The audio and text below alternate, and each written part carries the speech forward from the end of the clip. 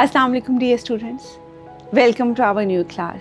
Today is our first reflection session in which we are going to revisit all the ideas from the first habit, that is be proactive.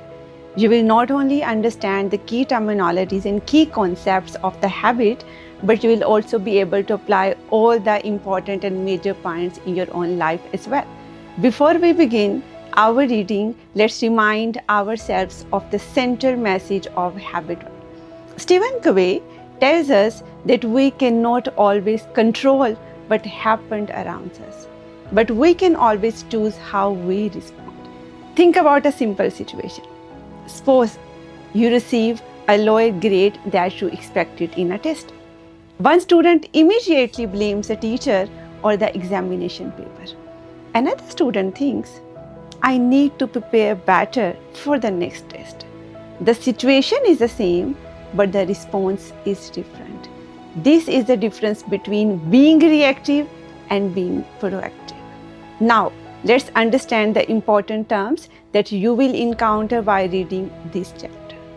The very first is self-awareness. Self-awareness means understanding yourself.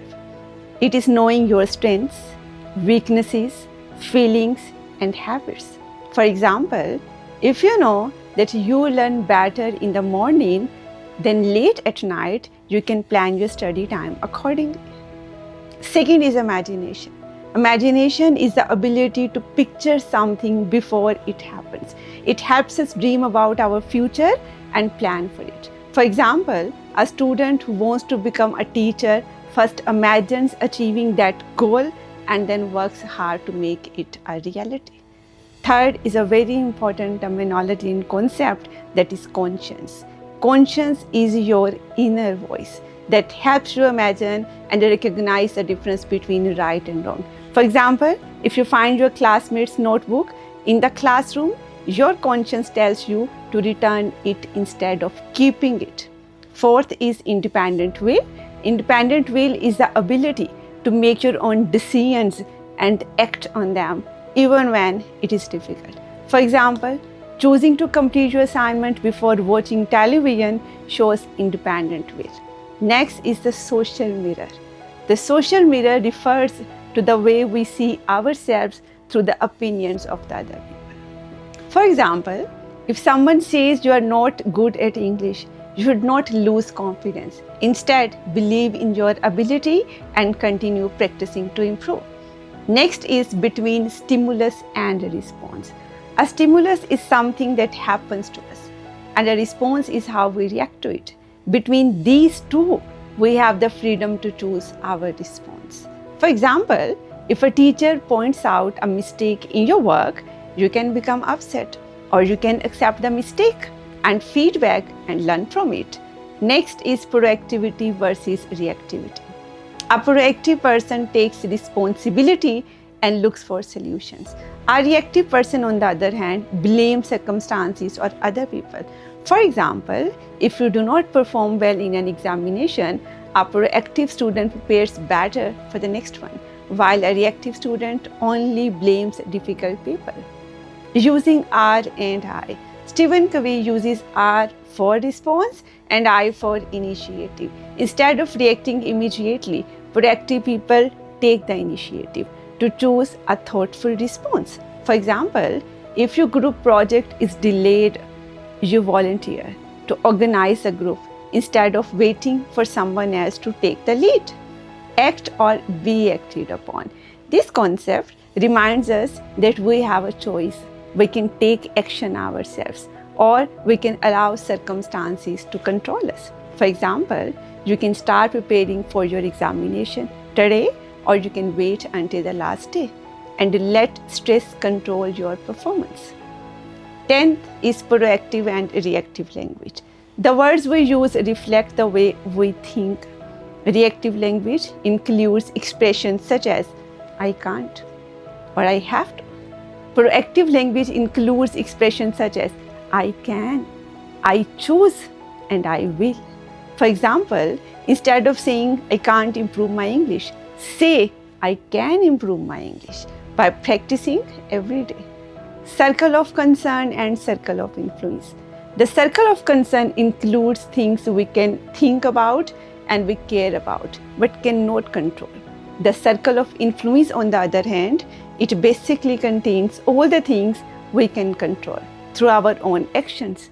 For example, you cannot control whether the examination paper is easy or difficult. However, you can control how well you prepare for it. Direct, indirect, and no control problems is another very important concept of this habit. Some people and some problems can be solved by your own actions.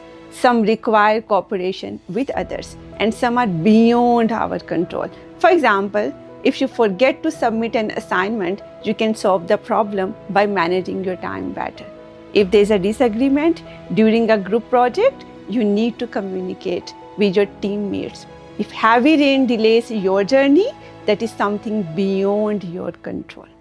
Inside-out approach. The inside-out approach teaches us that real change begins with ourselves. For example, if you want your classmates to respect you, first become respectful, responsible, and honest in your own behavior. Positive change begins with you. All these concepts form the foundation of habit 1, be proactive. As you read the assigned pages, think about how each concept connects with your experiences as a student. Now let's start to read. You will read the assigned pages from the 7 Habits of Highly Effective People. As you read, identify the concepts we have just discussed and notice how Stephen Covey explains them through practical examples. Keep your notebook with you and write down important ideas, unfamiliar words, or questions that come to your mind. After discussing all the concepts, it's time to reflect on what you have learned and express your own understanding. Remember, reflection is not about writing long answers or memorizing the book. It's about thinking carefully and connecting the ideas you have learned with your own experiences. You will be given one reflection question. Read the question carefully before you begin writing. You may be assigned one of the following questions. The first question asks you to reflect on Stephen Covey's statement. In the great literature of all progressive societies, love is a verb. Reactive people make it a feeling. Think about what this statement means. Do you think love is shown only through emotions, or is it also demonstrated through our actions, care, kindness, and responsibility towards others?